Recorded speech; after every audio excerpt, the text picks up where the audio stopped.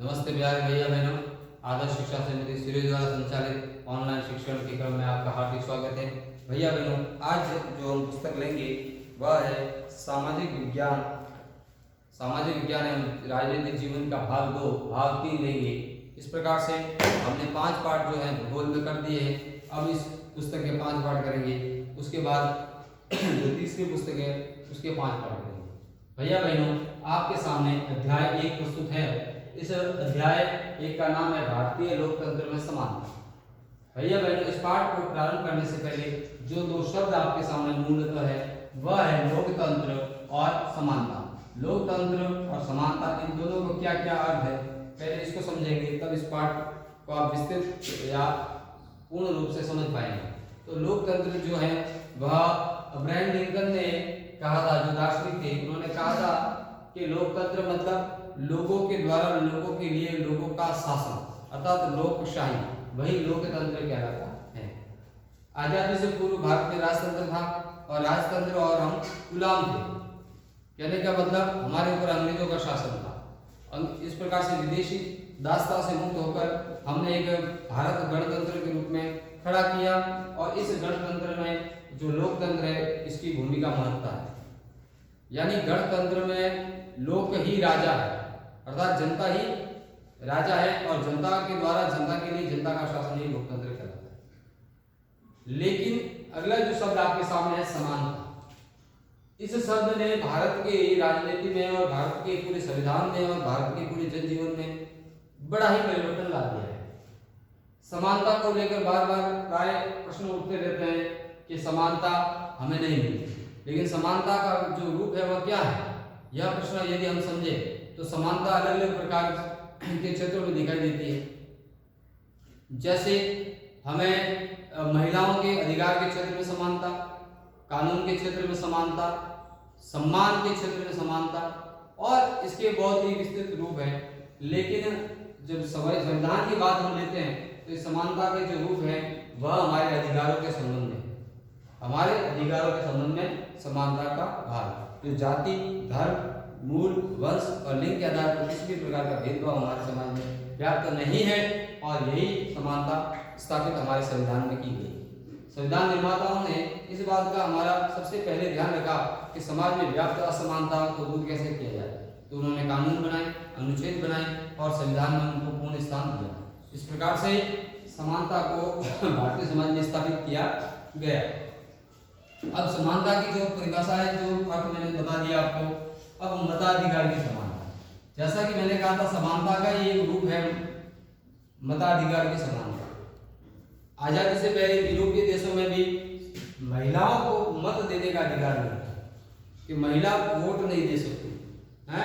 लेकिन धीरे धीरे समाज में बदलाव आए और जिन महिलाओं को भी वोट देने का अधिकार मिला और दूसरे पिछड़ी जातियों को भी वोट देने का अधिकार मिला, और धीरे धीरे समाज में एक क्रांति आई और सभी को मत देने का अधिकार प्राप्त हुआ। अच्छा, भारतीय संविधान के परिप्रेक्ष्य में क्या है मत देने का अधिकार? तो जी, हमारे संविधान निर्माताओं ने हमें 18 वर्ष की आयु पूर्ण होते ही मत देने का अधिकार दिया है, जिसको सार्वभौम मताधिकार कहा गया। सार्वभौम मताधिकार का मतलब यह हो गया कि व्यक्ति 18 वर्ष की आयु प्राप्त करने पर, 18 वर्ष की आयु पूर्ण करने पर वह मत देने के योग्य हो जाता है। ठीक है, तो इसी प्रकार से मत देने के संदर्भ में ना किसी प्रकार से धर्म, जाति और वंश के आधार पर भेदभाव किया जाएगा, न ही मत देने में ना तो महिलाओं को वंचित किया जाएगा, न ही दलित समाज को, न ही किसी प्रकार से निम्न जाति को वंचित किया जाएगा, न ही उच्च जाति को वंचित किया जाएगा। इस प्रकार से मताधिकार के क्षेत्र की मताधिकार के क्षेत्र की सीमाओं को बताया, मताधिकार की समानता को आपके सामने प्रस्तुत किया गया। अब आता है समानता का जो अर्थ है वह दूसरा क्षेत्र है मानवीयता का क्षेत्र।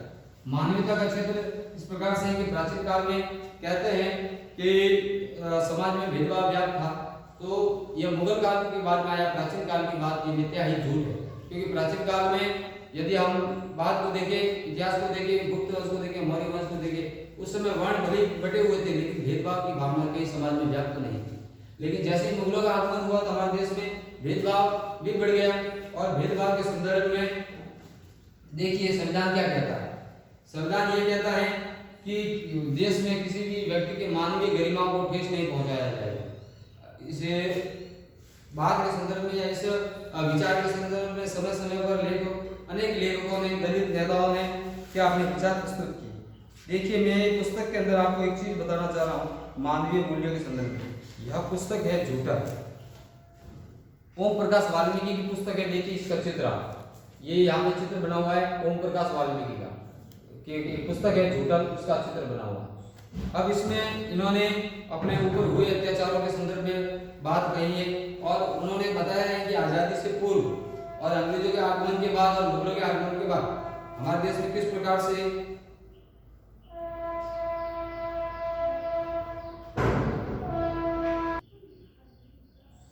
इस प्रकार से झूठन जो किताब है, पुस्तक है, इस पुस्तक के अंदर ओम प्रकाश वाल्मीकि ने अपने जीवन में हुए अत्याचार के संदर्भ में बात की और उनके ऊपर जो घटित घटनाएं हुई आजादी से पूर्व, संकीर्ण मानसिकता समाज में जो व्याप्त थी उस समय जाति वर्ण को लेकर, उसकी बात कही है।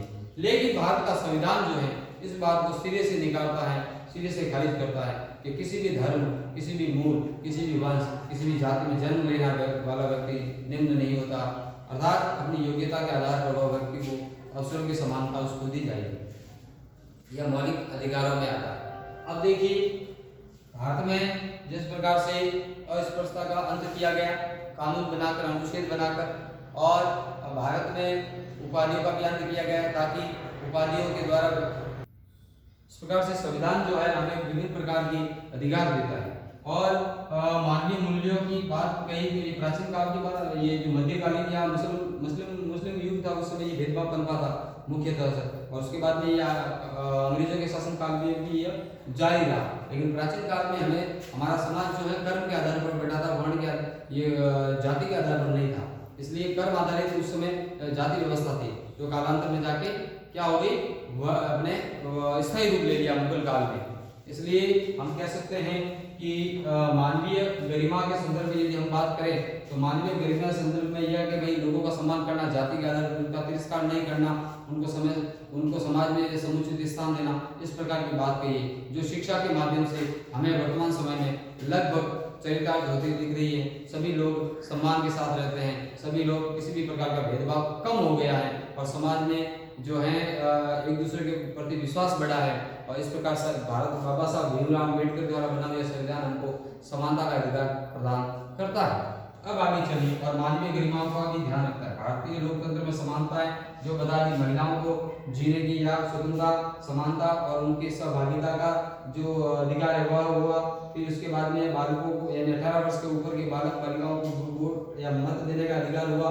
उसके बाद में समाज में आजीविका का जो समानता है वह समानता हो गई।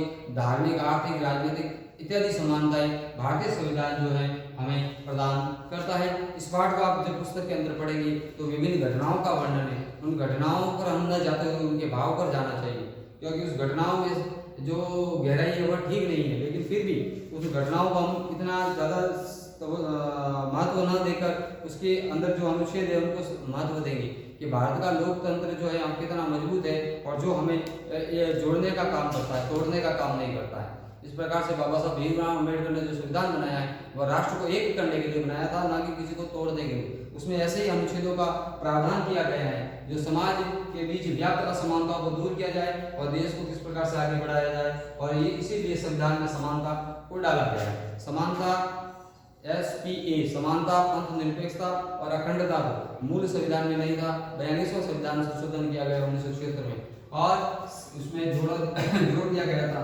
कौन कौन सा, समाजवाद, पंथ निरपेक्षता